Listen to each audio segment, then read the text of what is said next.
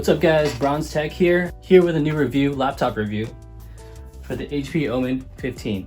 So after doing countless hours of research on the latest laptops, especially with Ryzen 4th gen laptops coming out, I wanted to do a review on something that I think will be available to a lot of consumers, especially since that Best Buy decided to feature this laptop. There are a few things that I didn't like about this laptop. Let's get into it.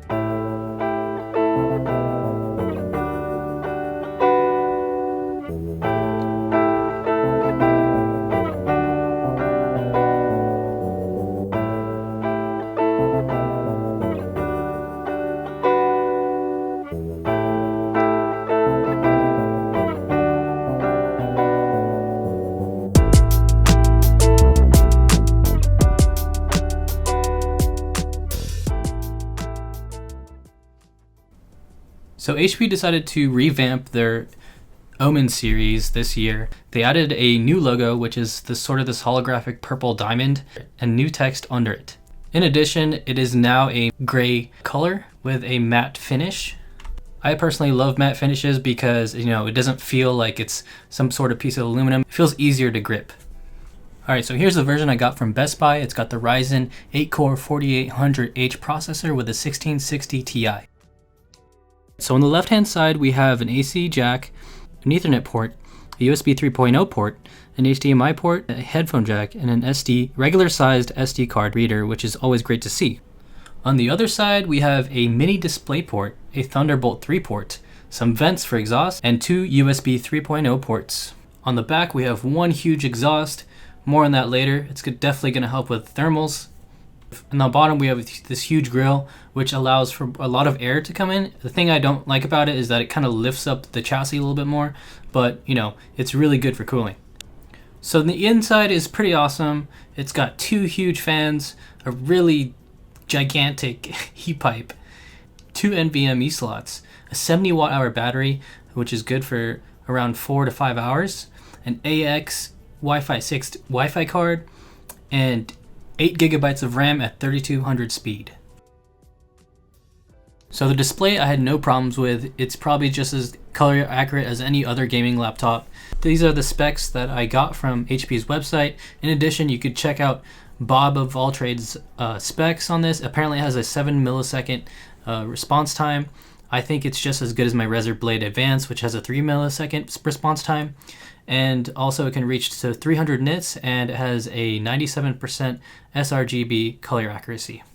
So the webcam's on the top and the plastic bevels aren't great to look at, which is something that I want to talk about later on as far as the build quality. The keyboard ain't too bad.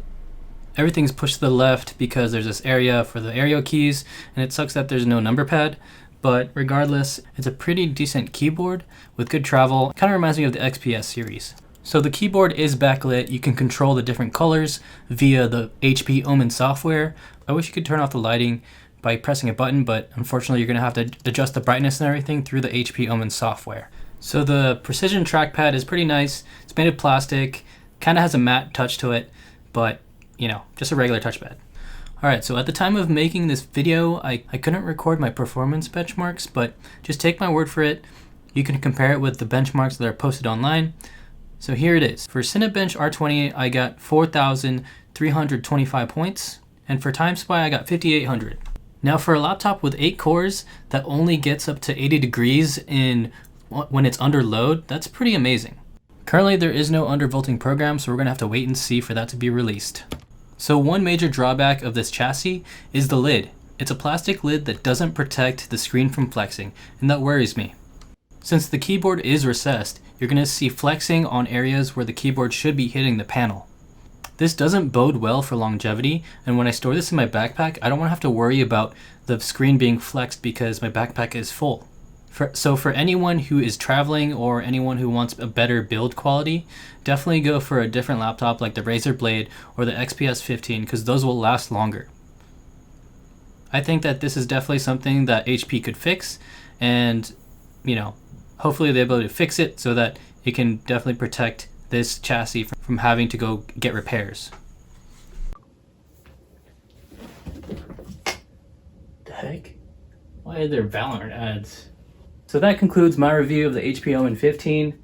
In conclusion, since I travel a lot, I'm not sure if I'll be able to keep this laptop because, you know, when I put it in my backpack, the screen definitely gets some flex. I'm not sure if that, even though it might hold up, I don't want to take any risks, especially since it's an important part of the laptop, the screen. I want to be able to buy a product that will last a long time, especially if I either want to resell it later or just keep it for the next 5 years. If you guys like this review, don't forget to comment. I'm going to be doing a lot more tech reviews. Don't forget to like, subscribe, and have a great day.